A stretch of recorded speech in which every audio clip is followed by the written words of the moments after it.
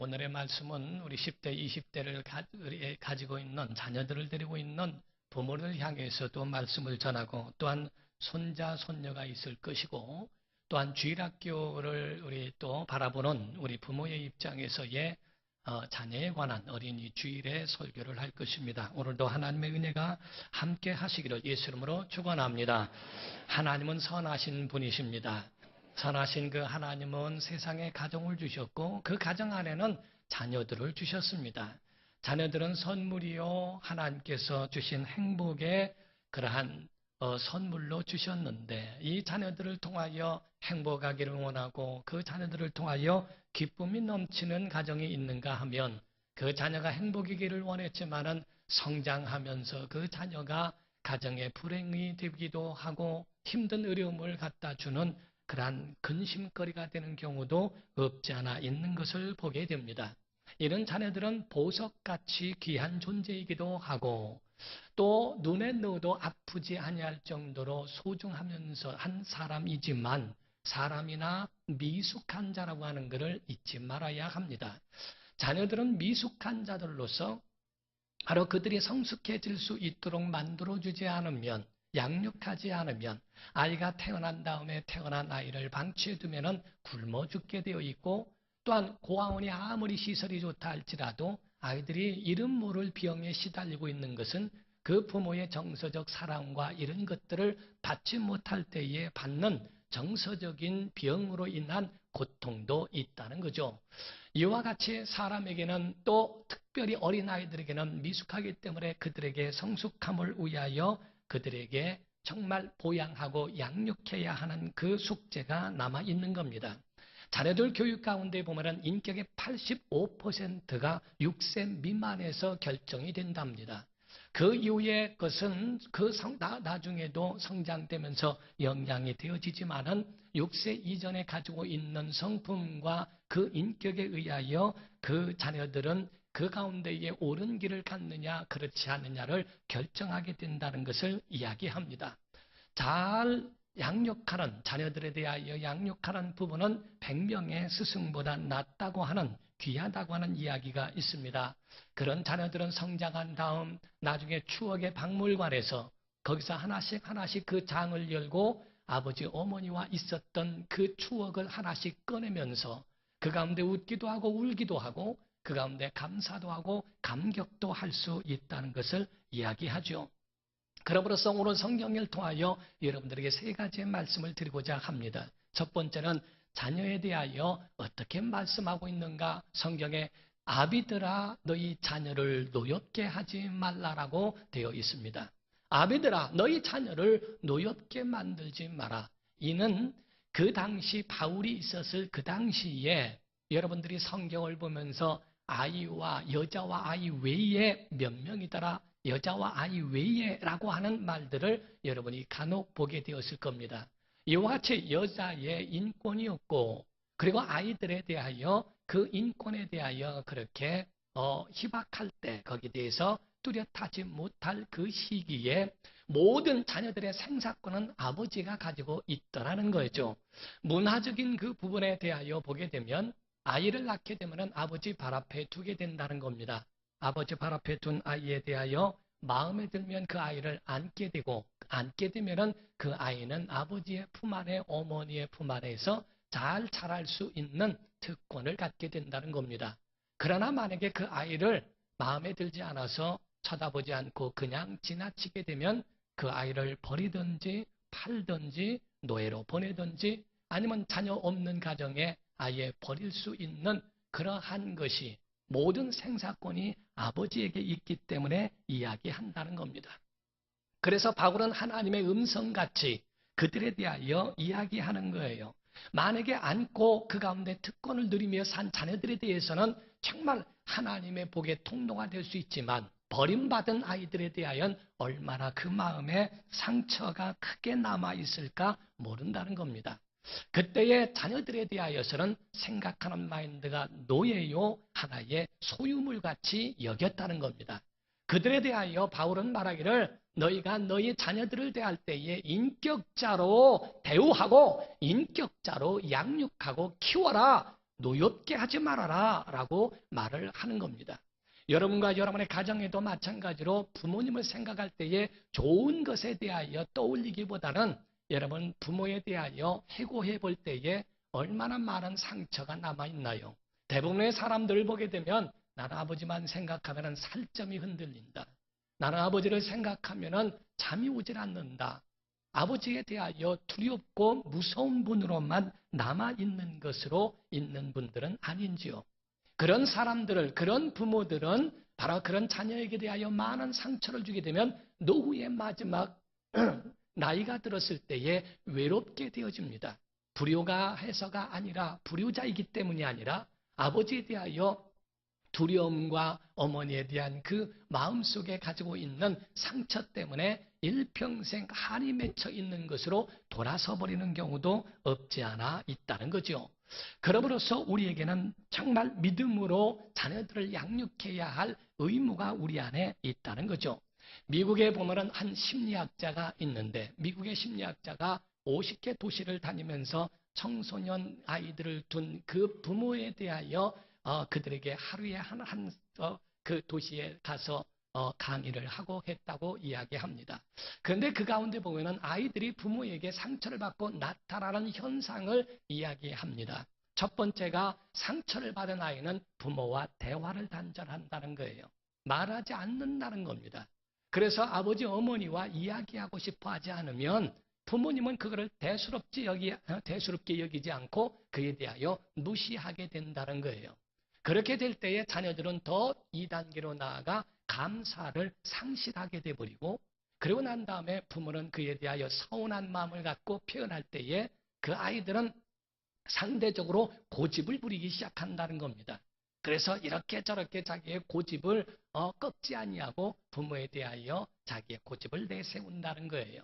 그러다 보니까 부모님은 그들에 대하여 누르게 되고 그 다음에는 공개적인 반항이 일어나기 시작한다는 겁니다. 그러다 보면은 부모는 자녀들을 비판하기 시작해요.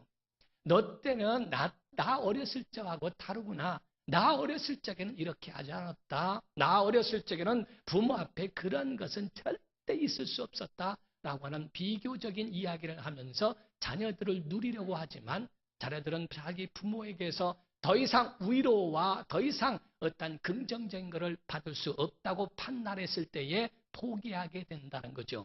나중에는 아버지 어머니는 마지막에 가서 나는 너에게 해줄 만큼 해줬다. 못 해준 게 뭐 있으며 내가 너에게 안 해준 게 뭐 있느냐. 이제 자기 방어를 통하여 방어 기제를 사용하여 이제는 그 자녀에 대하여 멀리 내쫓는 경우가 돼버리고 자녀들은 밖에 나가 나쁜 아이들을 만나 그런 잘못된 도덕과 윤리를 배워 나쁜 길로 가게 되며 마지막에는 극단적인 행동까지도 가게 되는 것이 심리학적으로 그렇게 된다는 거죠. 그때 이에 대하여 부모에게 이 말을 하면서 당신의 자녀들은 어디까지 왔느냐고 물었더니 대부분 마지막까지 왔다고 이야기하더라는 겁니다. 우리에게 대화가 단절되는 것을 무시하지 말고 그에 대해 고집을 피고 하는 그런 것들을 치료해 주지 않으면 이와 같이 어려운 상황에 처할 수도 있다는 것을 이야기합니다. 사랑하는 성도 여러분, 성경이 우리에게 말씀하고 있는 것처럼 절대로 자녀에 대해서는 노예로 보거나 소유물로 보지 말고 인격자로 대우하고 그들을 인격적으로 길러야 하는 것에 대하여 이야기합니다. 성경은 자녀들에 대하여 하나님 주신 선물이라고 말합니다. 하나님의 선물을 믿음으로 양육하기를 주름으로 축원합니다. 그리고 하나님이 우리에게 위탁하셨다는 거예요. 하나님이 궁극적으로 기르시지만 우리 가정에 자녀를 주셔서 그 자녀를 하나님의 영광의 사람으로 그렇게 성장할 수 있도록 하나님의 대행자로서 자녀들을 그렇게 잘 양육하라고 위탁하신 것과 같다는 거죠. 그러하기 위해서는 자녀들의 입장에서 자녀들이 가지고 있는 생각과 시각이 무엇인지를 그들 입장에서 볼 수 있어야 한다는 겁니다. 마치 어린아이와 이야기할 때는 위에서 아래를 내려다보고 있고 아이는 고개 아프게 고개를 들어서 그분과 이야기하는 것이 굉장히 힘들고 어려워 보이죠. 자녀를 위하여, 아이들을 위하여 무릎을 꿇어주고 아이와 눈높이를 같이 하여 교감을 하면서 이야기를 들어주는 것도 굉장히 한 부분이라고 이야기를 합니다. 우리가 사람과 사람 사이의 관계 속에 이야기할 때에 이런 모든 세심한 부분들이 얼마나 자녀들을 기르고 있고 얼마나 그들에게 소중한 존재인가에 대하여 일러주고 있다는 것을 보여주고 있죠. 우리가 찰스 애덤스라고 하는 사람이 있는데, 그런 정치가이면서 외교가인데 그가 자기 아들과 하루는 낚시를 하러 갔다는 겁니다. 그의 일기를 이야기하고 있고 그 애덤스의 아들도 그에 대하여 일기를 쓴 것에 대하여 보게 되면 차이가 있다는 거죠. 애덤스의 일기 가운데 보면 말하기를, 나는 오늘 아들과 낚시를 갔다. 나는 오늘 하루를 허비했다라고 기록했다는 거죠. 그런데 동일한 날에 같이 낚시를 갔다 온 아들의 일기를 보니까, 나는 오늘 아빠와 낚시를 갔다. 오늘은 내 인생의 최고의 날이었다. 자녀들에 대하여서는 허비한 것이 아니고 자녀들에 대하여서는 바로 그들을 위하여 놀아주고 그들과 함께한 것이 자녀에게는 최고 인생의 날이 될 수도 있다는 겁니다. 그런데 사람들은 이거를 간혹 간과하고 무시하고 넘어가는 일들이 얼마나 많은가. 유대인의 탈무드 가운데 말하기를, 자녀와 놀아줄 수 없는 것 같이 자녀와 놀아줄 수 없도록 바쁜 것은 죄라고 이야기하죠. 자녀를 위하여 방치해두고 그냥 두는 것은 죄와 같다고 이야기합니다. 자녀를 분노 가운데 두게 하지 말고, 노엽게 하지 말고, 일평생 원한 갖게 하지 말고 그들에 대하여 정말 치유와 그리고 하나님의 방법을 사용하여 그들을 잘 양육하는 것은 부모의 책임이라는 겁니다. 두 번째로 말한다는 것은, 그럼 자녀를 노엽게 하지 않으면 단가, 그에 대하여 무관심하고 노엽게 하지 않고 나쁜 얘기도 하지 말고 그냥 가만히 있으면 될까? 성경이 우리 오늘 본문 말씀에 그렇게 말하고 있지 않아요. 주의 교훈과, 우리가 옛날 성경에는 주의 교양과라고 되어 있습니다. 주님의 교훈과라고 하는 이 두 번째, 주님의 교훈을 가르쳐라 라고 하는 겁니다. 주님의 교훈이라고 하는 것은 주님의 마음, 주님의 마인드, 주님의 윤리의식, 주님의 도덕적 의식, 바로 그가 가지고 있는, 주님이 가지고 있는 주님의 가치관, 이를 가르쳐라.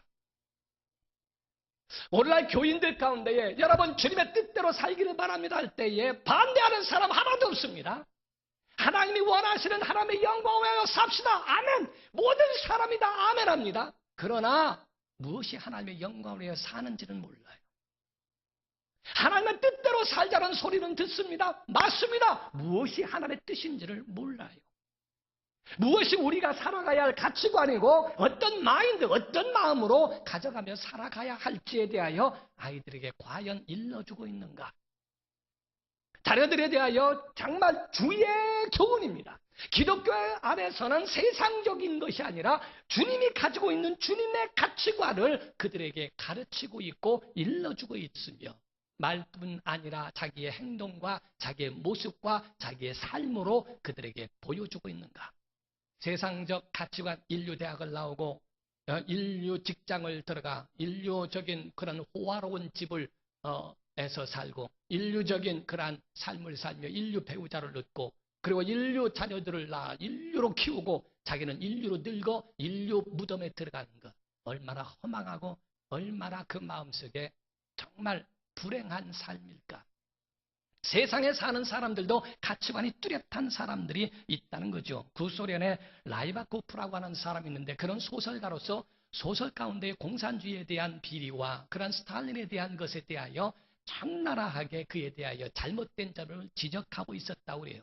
나중에는 그것이 판금, 판매 금지의 조치가 내려졌고 그의 활동에도 제재를 가했지만은, 그는 인터뷰와 자기의 회고록에 보면 말하기를, 나는 거짓 것을 자녀들에게 물려줄 수 없다고 하는 뚜렷한 자기의 가치관이 그에게 있었다라고 이야기를 합니다.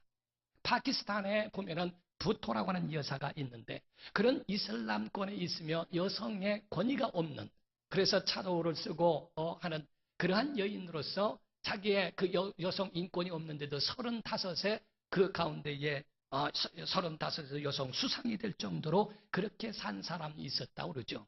근데 그의 삶은 아버지의 영향이 컸다는 겁니다. 그 아버지는 항상 그 부토에게 하는 말이, 아버지는 항상 부토에게 이야기를 했습니다. 너는 언제나 도전에 맞서라. 도전하는 것에 대하여 피하려고 하지 말고 도전에 맞서라. 승산이 없어도 선은 항상 악을 이긴다라고 배웠다는 겁니다.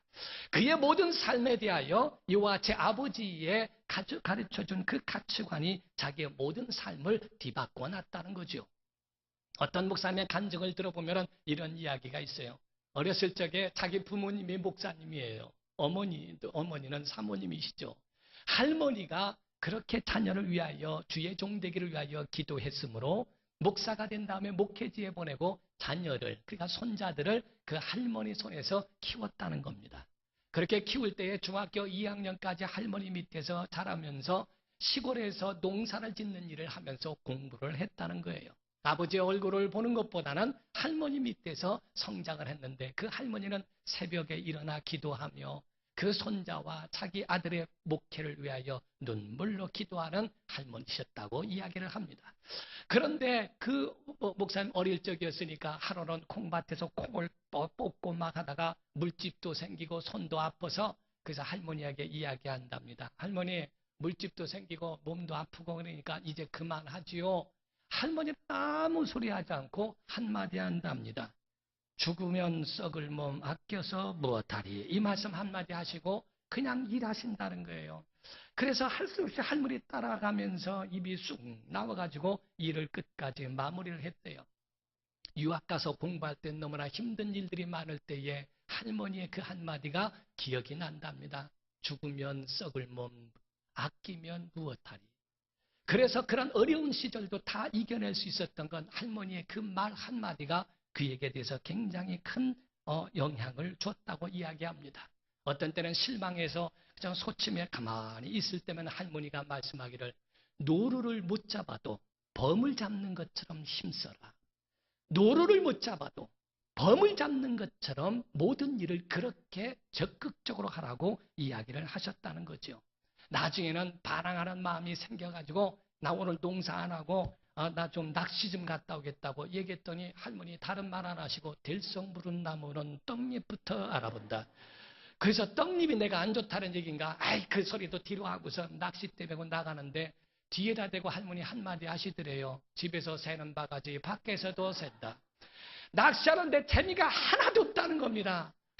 할머니의 그 목소리가 귀에 들려가지고 하는 그 목소리, 집에서 새는 바가지 밖에서도 샌다. 나중에 다 집어치고 집으로 들어온다는 겁니다. 그 할머니의 말 한마디 한마디 던진 것이 자기의 인생에 있어서 전환점이 됐다고 하는 그 이야기를 합니다. 사랑하는 성도 여러분, 여러분의 말 한마디가 그들에게 상처를 줍니까? 주의 교훈이 됩니까? 여러분들의 자녀들에게 향하여 사랑하는 아들아, 고통을 받아도 주님만 하겠니? 내가 억울해도 주님같이 억울하겠니? 내가 모든 살아가는 삶 속에 주님이라면 어떻게 하실까? 주님이라면 이 상황에서 어떻게 결정하시고 판단하실까? 그에 대하여 틀을 알려주고 그에 대하여 주의 교훈이 무언지를 알려줘야 하는 주님같이 살았다면 얼마나 좋을까? 기독교의 가치관이라고 하는 것은 비폭력입니다. 그 속에 가지고 있는 그런 마음, 오리를 가자는 자에게 승리를 가지고 겉옷을 달라는 자에게 속옷까지 내어주라고 하는 주님의 마음 속에서는 바로 주님의 마인드, 주님의 가치관이 그 속에 형성되었다 할 정도로 믿음의 사람들에게 어떻게 가르쳐 주느냐는 굉장히 큰 것입니다. 여러분의 자녀들을 큰 인격자로, 큰 사람으로 키우시기를 주 예수 이름으로 축원합니다. 그러므로 죄가 아니라면 어떤 분야에서든지 다 부딪혀 볼 수 있고, 죄가 아니라면 어떤 분야에서든지 도전할 수 있으며 그의 목적은 하나님의 영광을 위해서 사람들의 유익을 위하여 살아가는 삶으로 만들어주는 것이 좋습니다. 우리 성경에 보면 잠언서 22장 29절에 보면 말씀하기를 내가 자기의 일에 능숙한 사람을 보았느냐? 이러한 사람은 왕 앞에 설 것이요 천한 자 앞에 서지 아니하리라. 자기의 전공에 대하여, 자기가 하고 있는 자기의 직무에 대하여 능숙하게 모든 일에 전문성이 있도록 아주 그에 대하여 유능한 사람이 된다면 그런 천한 자 앞에 서지 않고 왕 앞에 설 수 있는 자로 세워진다라고 성경은 말합니다. 잠언서 22장 6절에는 그렇게 말씀합니다. 마땅히 행할 길을 아이에게 가르치라. 그리하면 늙어도 그것을 떠나지 아니하리라. 다시 한번 우리 성도들 같이 읽겠습니다. 시작. 마땅히 행할 길을 아이에게 가르치라. 그리하면 늙어도 그것을 떠나지 아니하리라. 아멘. 여러분 자녀들이 마땅히 행할 길이 무엇인지 그거를 알려주라는 거예요. 이 상황에 어떻게 해야 되는지 방법을 일러줘야 한다는 겁니다. 가야 하는 건 너희가 가야 하지만 내가 이 상황에는 어떻게 어떠한 결단을 내려야 하고 어떻게 해야 되는지에 대하여 마땅히 행할 길을 일러주지 않으면 자녀들은 무엇을 어떻게 해야 할지 모른다는 거거든요. 벤살렘이라고 하는 그런 이스라엘의 작은 마을이 있는데 거기 어떤 분이 도서관에 가서 공부를 하고자 왔는데 아니 거기에 보니까 그 젊은 엄마들이 자기 자녀들을 데리고 도서관에 와서 토론하고 이야기하는 그 모습을 보고 너무너무 충격을 받았다는 거죠. 그래서 모든 중요한 요소마다 유대인들이 있는 이유가 바로 여기 있구나. 저들은 알고 있고 저들은 이거를 어렸을 적부터 도서관에서 어머니를 통하여 토론하며 같이 거기에 대하여 가치관을 형성하고 있다 이 말이죠. 한국은 피땀 흘려서 돈 모아 자녀를 줍니다. 과연 그것이 자녀들에게 큰 영향이 될 수 있을까? 자기 자녀들을 이와 같이 돈 모아서 준, 피땀 흘려서 모아준 그 돈이 과연 그들의 모든 앞날을 과연 다 책임져 줄 수 있을까? 탈무드 가운데 보면은 고기를 달라는 자에게 고기를 사주지 말고 고기 잡는 법을 알려주면 평생 먹고 산다고 하는 것처럼 우리의 삶 속에 어떠한 것을 가르쳐 주느냐가 중요합니다. 사랑의 반대는 미움이 아니고 사랑의 반대는 무관심이라는 거예요. 자녀들을 그냥 방치해두고 그냥 두면 저절로 크는 게 아니라 주의 교훈과 주의 훈계로 그들을 양육해야 하는 숙제가 우리에게 남아있다는 거죠. 세 번째는 주의 훈계가 있기를 주 이름으로 축원합니다. 주의 훈계라고 하는 것은 잘못된 것을 바로 잡아주는 것을 이야기합니다.